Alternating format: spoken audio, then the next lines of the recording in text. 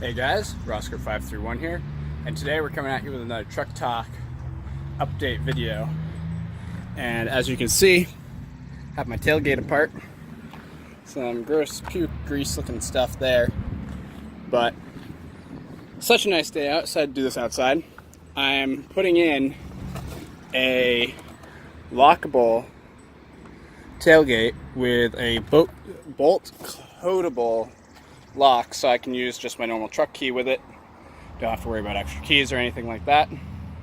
Simple install. Pull out I don't know how many, like 15 or so Torx bits right out of all of these areas, and then you unlatch here. Go ahead, and I'm about to remove these. Just went and grabbed my socket set, and you reconnect it, and that's about it. Fairly simple. I'll see you when it's done. So I've just gone through and done what I needed to. Got the new locked tailgate handle in. Fits nice and well. One thing you have to note is that this piece I actually flipped around per the instructions. It does rub there now, but it's not really an issue. It's not seen.